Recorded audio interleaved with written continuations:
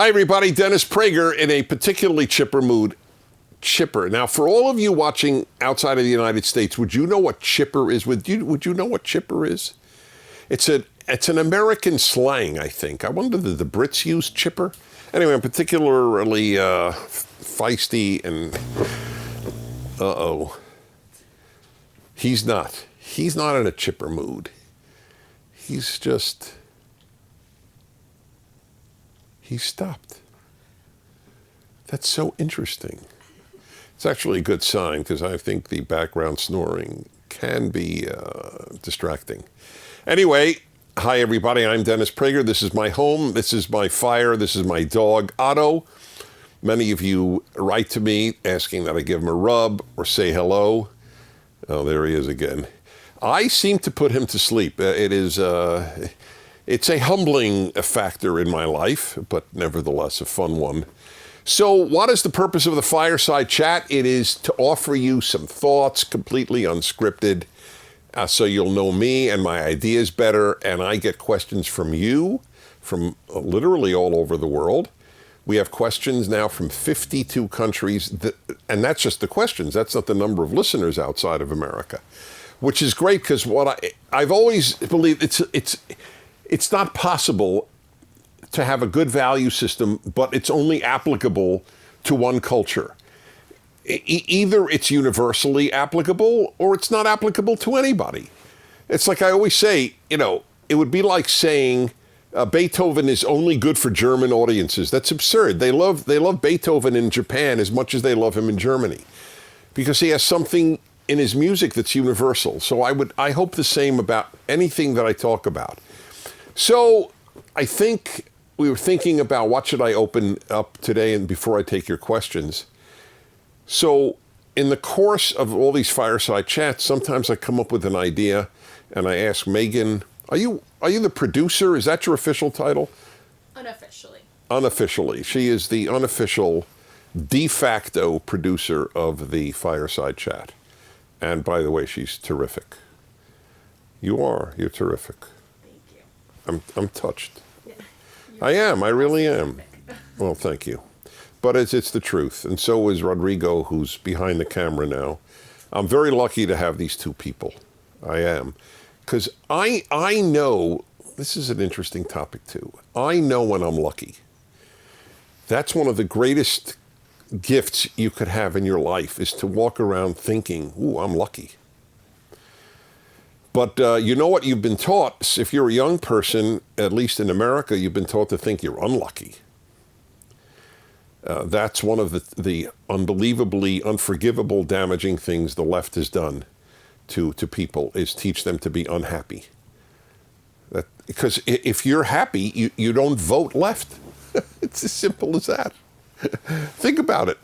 If you think society has been good to you, then you don't need to be saved by a political party. That's why it's so important. This is not even what I wanted to talk about, but I'll get into it for a moment anyway. That is why, think it's so nefarious. It is so dark. The idea, oh, you're a woman? You are oppressed. You need the Democratic Party. You need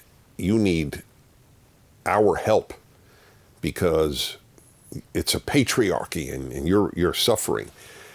For an American woman to think that she is suffering because she is living in America is, forgive me, sick. It's just sick. You are so lucky. Everybody here is lucky. Everybody in most of your countries listening today, we are the healthiest people in the history of the world. We are the most affluent people in the history of the world. We are going to live longer than anyone in the history of the world. And yet the amount of unhappiness, there was an article in the New York Times just the last week or two about suicide among young Americans. And this is not poor Americans who are committing suicide, middle class, upper class. Why is that happening? I'll address that in one of these fireside chats. It's a powerful thing, happiness and gratitude and thinking how lucky you are. So it's a great little test in your life I don't care what age you are. If you're young or old or middle, doesn't matter. How often do you think, boy, am I lucky? Think about it. Mark it down for the next week. Just, keep a little either piece of paper in your pocket or your purse or whatever, and or just on your phone, and mark down every time you think you're lucky, and add it up at the end of the week. I'll bet for a lot of people it's 0. Think about how often you think you're unlucky. Mark that down too. When I fly constantly, because I go around the world lecturing, but so I know, for example, it is inevitable that I am going to be on a canceled flight. And I hate canceled flights. It throws off everything. But I know that it's not possible to fly as much as I do and not have a canceled flight or a heavily delayed flight. And that's it. I remember one time it was canceled, and I was trying to get back to Los Angeles, where I live, and I was at Chicago Airport, and the flight was canceled, so I couldn't get home, and I just had to stay in Chicago overnight. I didn't want to do that. Nothing against Chicago. I didn't want to stay anywhere overnight. I wanted to get home. But I just realized that this is par for the course. This is an inevitable part of flying enough. That's how you have to look at it. You get, I developed that idea as a kid with flat tires. I just assumed that everybody gets a certain quota of flat tires in their life.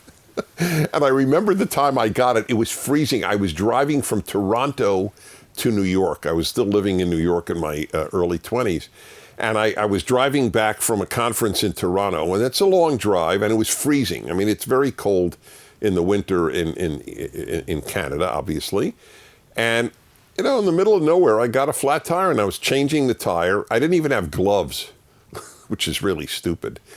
So my hands were freezing. But I just realized, okay, this is my quota for flat tires.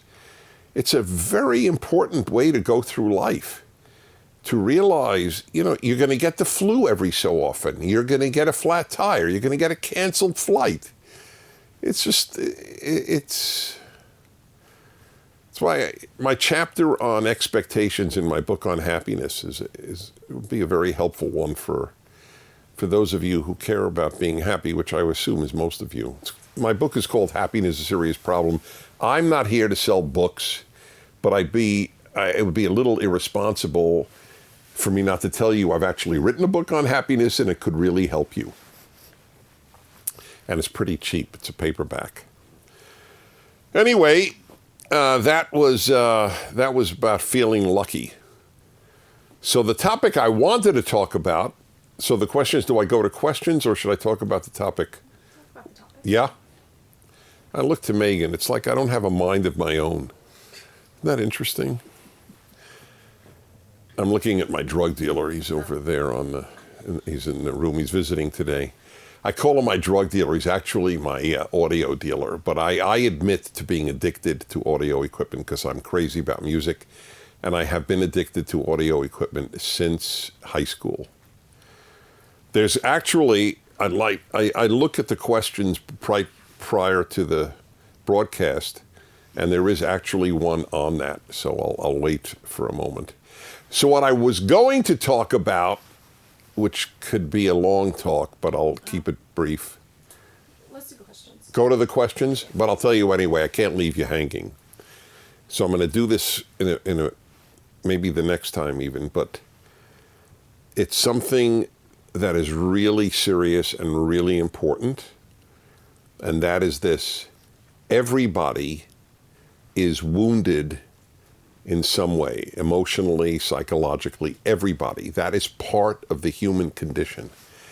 And when you realize that, it calms you because you realize it's normal. And part of the unhappiness of life is thinking that you have been dealt an unfair hand. But if you realize that everybody's wounded in some way, maybe you haven't been dealt an unfair hand. Maybe it's just part of life that there will be wounds. So I'll talk about that another time, but it's something for you to register now. Okay, let's take a look. Let's go to your questions.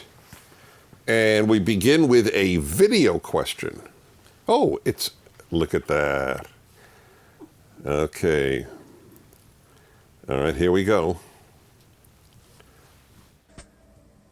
Hey Dennis, my name is Kirk Brower. I am a Fordham student and a Prager Force member from New York. And my question is, what kind of audio equipment would you recommend for a college student on a budget? Is that awesome? I'm looking at my dealer. He's cracking up. He wants the guy's number because he wants to sell him some goods right now. That's really funny. So, okay, this may not sound like to many of you, this is not really something on your mind. I want to put it in your mind. You should be with me when a person who has never heard a good system, a good audio system, hears music they love on my system. They have literally never heard anything like it. So it's revelatory. You see, a lot of you who are under, I would even say 30, have grown up with earbuds. And you think, oh, wow, iPhone earbuds. Oh, I love my music through iPhone earbuds, or maybe your car system. But you've never heard what good sound sounds like. And then when you do, you go, wow, why am I listening to earbuds if I could listen to music that fills a room with beauty, whatever type of music you like? So your question is apropos. All of you should give a try to hear what it sounds like, and get your favorite music. Don't listen to another genre. Listen to what you love, because then you'll realize how good it could sound. What should you do if you're on a budget? This is what I did, because I fell in love with music in high school, and therefore I fell in love with audio equipment. But I had no money.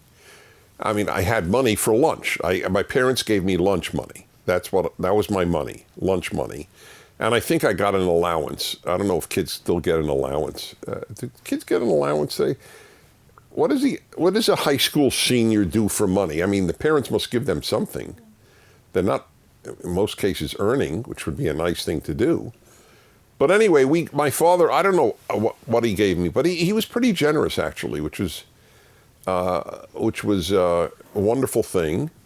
And as soon as I had any money, and it was lunch money, I bought concert tickets and audio equipment. And what I did was I went without lunch, because you could easily go without lunch. Look, at this time in my life, for over a year, for now a year and a half, I do intermittent fasting. So I, at the most, eat 2 meals a day. I never eat 3 meals a day. At the most 2, sometimes 1. I'm not hungry. Not everybody could do this. I fast between 16 and 20 hours a day.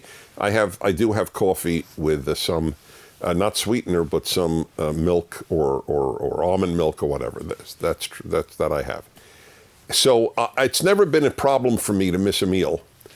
I mean, I ain't thin, obviously, but that's the way I'm made. It's not because of the way I eat. I was that way from, I think, birth. Anyway, I spent my money on audio equipment and forwent lunch. That's what you should do. One other thing, Prager rule. Everybody thinks speakers is the most important and the biggest thing. That's where you should spend nearly all your money. I don't agree. All speakers are good. Some are better than others, obviously, but they're all good. The electronics are what make the speakers great. So you should think about that. in terms of the amplifier and other things that you'll use to make your sound. Garbage in, garbage out. A great speaker with lousy electronics sounds lousy because it is accurately broadcasting junk. All right, next question from Australia. Michael, Sydney, Australia. Hello, Michael, 22 years old. I feel like a failure in life. I have no girlfriend. Then he puts in parentheses, wife-to-be. What does that mean? He doesn't have a serious girlfriend. I'm failing university, and I always feel a sense of inferiority towards those around me. How do I get out of this? There really is only one way that I can think of immediately. I'm a behaviorist. I think that behavior is much more important than feelings because behavior shapes feelings. Don't work on your feelings. Work on your behavior. If you act better, you'll feel better. Do something, if you feel inferior, do something that makes you feel less inferior or even superior. I don't mean to all other human beings, that's sick, but superior to now. So university is not for everybody. A lot of terrific people didn't go to university. A lot of the greatest minds in history didn't. A lot of the greatest inventors and explorers. See what you can do well, and then you will not feel inferior. Who knows what it is? Maybe it has to do with botany. Maybe it has to do with welding. Who knows what it is? Maybe you're God's gift to plumbing. Whatever you do well, that will make you feel less inferior. You have to do something well, but you have to work at it. You should all hear. I should have Alan Estrin on again. We had him on for the 100th broadcast, but that wasn't about Alan. Right.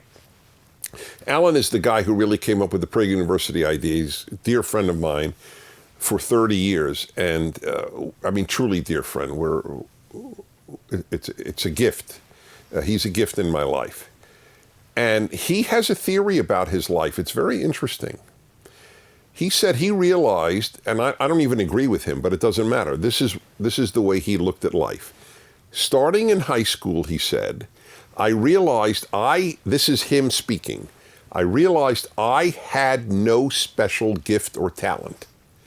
That if I was going to do well in life, it's going to have to be through self-discipline and hard work. And I committed to self-discipline and hard work. And he's, of course, an immense success. Immense. Now, I don't agree with him that he doesn't have any special gift, but it's irrelevant. It's truly irrelevant. There are people with special gifts, they don't work hard and nothing happens. No matter what, if you have a special gift or don't have a special gift, it's still self-discipline and hard work. That's what you should start doing. Don't waste time. I mean, of course, you have to play. Life demands a certain amount of time for play. Otherwise, you'll go crazy. But don't waste a lot of time. Let's put it that way. Do hard work. Get good at something. And that will change the way in which you see yourself. Okay. Ariane, 41, Upland, California. Hi, Dennis. I just love your fireside chats. Me too. And truly appreciate your words and your servant's spirit. That is what I have, actually. I was wondering what you think about conspiracy theories, both the word itself and the information it attempts to dissemble. P.S. Please give Otto a belly rub and a treat. He's such a good boy. Well, I give him plenty of belly rubs, and I did on camera. And of course, those who don't like me really hit that. Oh, look, he's rubbing the dog like this. Something's wrong with rubbing the dog. I don't even understand. But I don't want to wake him up. That's the issue. Which might not be an issue with Otto, actually, now that I think of it. Okay. What do I think of conspiracy theories? Overwhelmingly, I've never bought them. Does that mean there were no conspiracies? Yeah, there were some. I'll give you an example. In American history, the assassination of President John F. Kennedy in 1963, there were those who believed that there was a conspiracy to hide the fact that more than one person killed him. shot him. I don't believe that. Okay? I don't believe that conspiracies...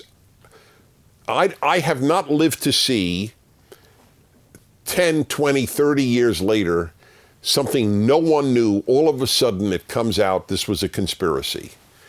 There's too much knowledge today. It's hard to hide a conspiracy. That's not to say that no group ever conspires to do something, but I generally don't buy it. Marty, 60, Manila, Philippines. Hi, Dennis. I am a retired U.S. Navy chief living abroad. I love your chats and PragerU. Thank you. My question regards Judaism. I recently had an ethnically but not religious Jewish person tell me that Jews don't believe in hell. Is that true? Yes, a lot of Jews don't believe in hell. However, there is nothing in common between what most Jews believe and Judaism. That's what you have to realize. Those are two separate questions. What do Jews believe is question one. What does Judaism believe is question two. And usually they're not the same. Because as you point out, Jews are not only a religion. Christians are a religion. Muslims are a religion. Buddhists are a religion. Jews are a people and a religion. So you could be an atheist Jew. You can't be an atheist Christian. Can't be an atheist Muslim, but you can be an atheist Jew because it's a people, just like Americans are a people. There are atheist Americans and there are believing Americans and so on. So, yes, he's right. Most Jews don't believe in hell. Most Jews believe when you die, bye-bye, baby. It's all over. This tiny, tiny window of life is over, shut for eternity. Judaism does not believe that. Judaism believes that there is an afterlife.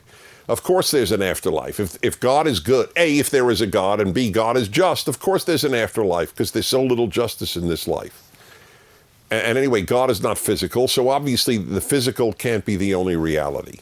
Now, if there's no God, there is no afterlife. I fully acknowledge that. But I don't know how you can believe in God and not believe that there's an afterlife. That doesn't make any sense. I have a whole essay on the afterlife on the internet.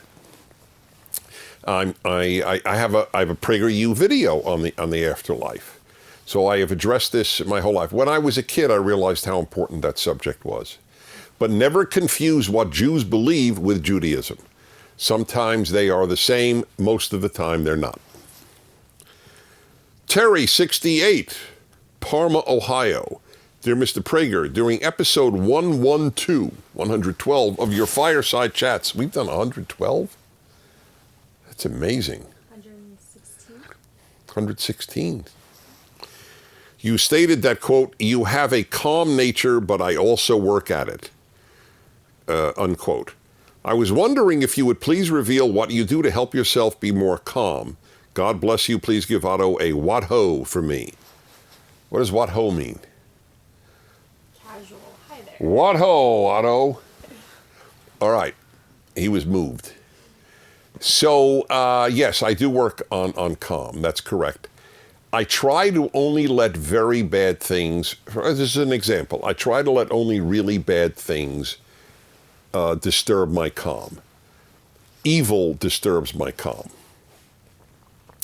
But generally what happens to me in my life, I have, as I said, I walk around thinking I'm lucky 99% of the time, even when unfortunate things happen, and they do. I've had some really tough times in life, believe it or not, which is why I wrote a book called Happiness is a Serious Problem. If happiness was effortless for me, I could not have written a book with that title. I work at it. And you have to work at it. So, yes, I work to stay calm. That is correct. I more than even happiness, I've always wanted peace of mind. And I'll give you one little, I mean, all of this is off the top of my head, but I'll give you an example. When I was in high school, I made the school basketball team. Now, I made it for only one reason. I was the tallest kid in the high school. I had no talent. I am not Mr. Humility and I'm not Mr. Arrogance. I'm Mr. Real. I know what I have and I know what I don't have. One of the things I didn't have was basketball ability. There were kids who were like half a foot shorter than me who jumped higher than me. Just to give an example. I didn't run fast. And not only that, I didn't even like basketball. I liked other sports. I played tennis. I liked racket sports. And I was pretty good at that. Just pretty good. Never great, but pretty good. Anyway, the coach of the team at the last tryout for becoming a member of the team said the following: we're going to have a really bad year this year. I could tell because we really scraped the bottom of the barrel. Prager made the team. I'll never forget that. Scraped the bottom of the barrel. For those of you not where English is not your native language, in other words, we really had very poor choices. And if Prager made the team, it's clear we're not a very good team. And I remember, as God is my witness, my reaction. I had two reactions. One, this guy is a schmuck. He's I can't use these words, but you can imagine what I thought. What this guy is a lowlife. But I had another reaction, equally, if not, well, yeah, equally strong. He's right. I knew he was right. If the team picked me, it was going to be a lousy team. I did not deserve to be on that team. But I was so tall compared to the other kids in my high school that unless I was in a wheelchair, I was going to make the team. But it was not a good sign for the team that I made the team. I knew that. So being real has helped me be calm. I don't get hurt easily. That's an example. People walk around there in like in perpetual states of hurt. How did this person look at me? What did this person say? And my first question when I'm insulted, this is really uncommon, but it's a good thing to do. I don't ask, oh my God, how hurt am I? I ask, is there any truth to what they said? I am so attacked on the internet. I mean, a lot of it is really just a reflection on the low level of the attackers. But still, I try to see, is there anything, even with all of their nonsense, is there anything that I could do better in the way I present my ideas, rather than, oh, I'm insulted. So if you don't walk around insulted, that's calming. If you walk around thinking you're lucky, that's very calming. These all contribute. And I must say, believing in God, not that God, I don't believe God is going to bail me out of problems. God is not my butler. I am God's butler. That is, I've never ever thought, oh, God will bail me out. Most people's God is sort of a servant in heaven. I don't have that. He's not. So the calm that God gives me is not that he'll bail me out of problems or save my life or cure a disease if I get one. That is not how I look at God at all, at all. But knowing that there is a God and believing that God is good, that is calming. That in the final analysis, if not in this life, then in an afterlife, there will be good. That is very calming to me. Believing that I'm not saying, when I die, I will not be saying an eternal goodbye to my loved ones. That's very calming. That stuff is calming. Not that God will bail me out of problems. If I'm on a plane that's falling, I don't believe God's going to save me and not the others. It doesn't even occur to me. But knowing that there is a God, and therefore in the final analysis, there is a goodness that will prevail. And as I said, that I will be reunited with loved ones. That's incredibly calming to me. I think the secular age produces less calm people. I do believe that. I think it's a big factor in the amount of suicide. I would be very interested if synagogue and church-going young people commit suicide as much as young people who don't have any religion in their lives.